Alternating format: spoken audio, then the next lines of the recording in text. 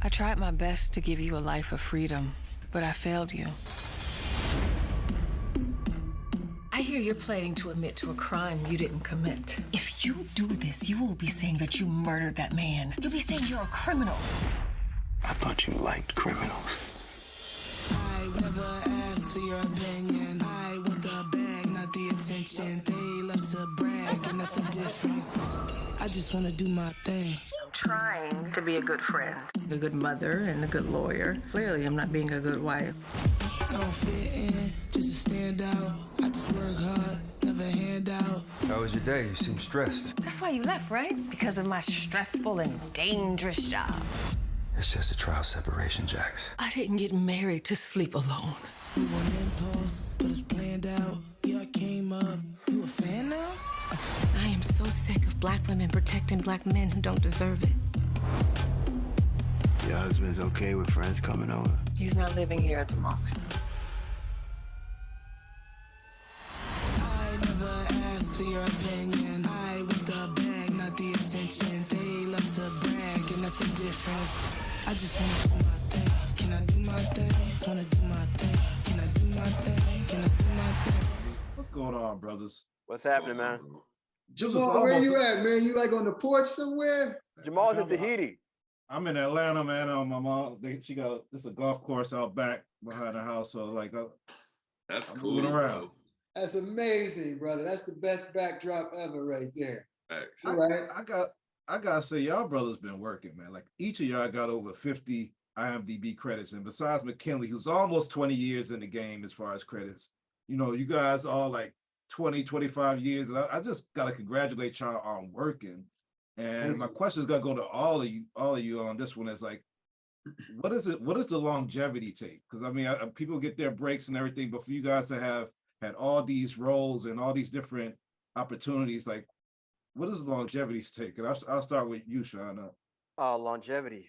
You know what? I'm gonna say what I truly feel, which is luck. It's luck, man. Like, yes, I work hard. Yes, I trained. Yes, I take it very, very seriously. But above all, it's the universe, man. It's just luck and hanging in there. I can't take full credit for any of it, to be honest with you. I feel very, very blessed. And I understand that there are lots of brothers out there that work hard, just as hard as me or harder, just as much skill or more skilled, all those things, and just didn't have the luck. And so I just give it all up to that. Yeah. I think a lot of it has to do with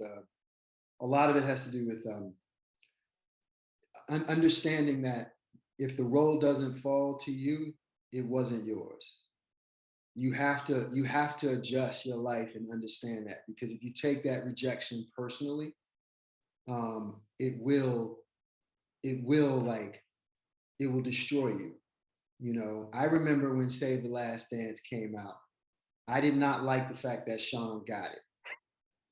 So when we did Barbershop, I had to eat him up because I was like, yo, man, Breaking news.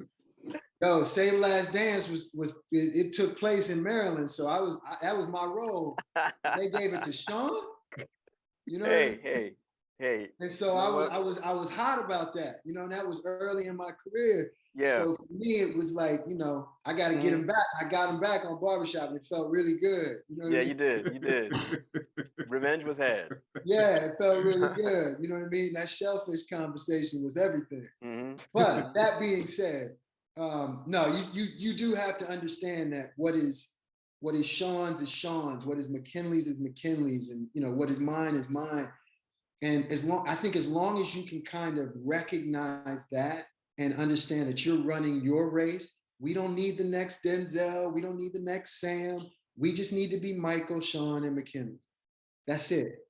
Yeah, and I think as far as longevity, these guys nailed it. It's like knowing who you are and committing yourself to the path. It's like no matter what it takes, just trying. And I think ultimately there's a lot of power and effort in making a choice. And I think win or lose is an outcome. I wouldn't so much concern myself about that. But like longevity to me is choosing your direction and going one step at a time. You know, watching, you know, Sean and Michael work, and you talk about longevity and how long they've been able to maintain these careers, the thing that goes less spoken about is their humility and like their approach to the work and who they are as people. And that is just as important to longevity as it is talent, because being a human is a lot harder than being an actor. And being a human that's empathetic to other humans is harder than being an actor. So they bring all those things to the table. And I think that's what makes the characters different, because they're very uniquely different human beings, which is a credit to them and Ramla and everybody else for figuring out how to get these two crazy people in one place. So credit to, props to them. And Michael, I gotta ask you, because each of you guys represent a different facet of like experiences for Black men. I mean, we got these Black billionaires now with LeBron and Kanye and all of them, and we got, you know, people going through separation and family problems, and you still got the largest amount of people probably dealing with incarceration or post-incarceration life. Michael, how does it feel like, I mean, speaking on that longevity, to have these layered characters now that's not just like one-dimensional, oh, he just got out of jail, it's this, but you get to see like, you get to see your character's humility, his, you know, why he did this and why he did that.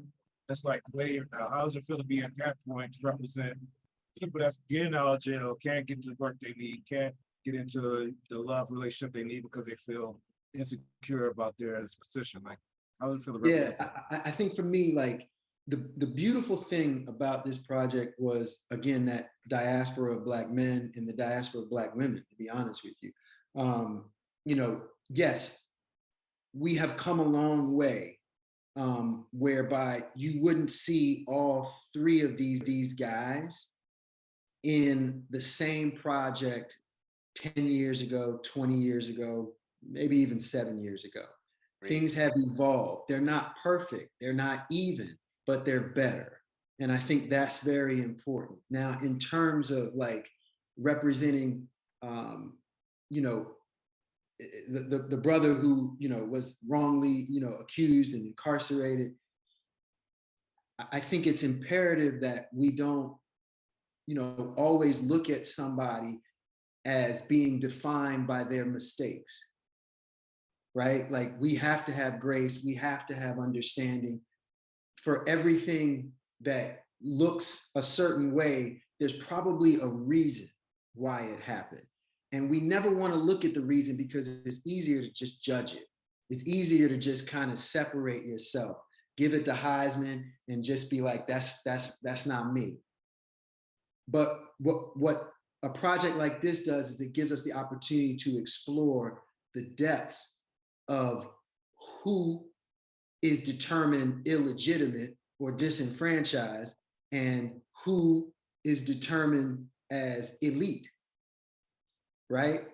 And, you know, let's talk about the fact that Lewis plays probably one of the best dads I've ever seen portrayed on television. You know what I mean? It's not even like, it's not like a Huxtable comedy version, you know what I mean? And he's definitely not a deadbeat dad, but he's the kind of dad that I know. He's the kind of dad I know and I relate to. And that is what makes all of these characters so rich, is that you're going to see, you know, Romola spends time, she gives us the opportunity to breathe life into these characters and all of their complexities. So shout out to Romola Muhammad for that. Shout out to you three guys, man. I appreciate the time. I always love, man. I'll let y'all soon. All right, Jamal. Take it easy, brother. All right, Jamal. See you, bro.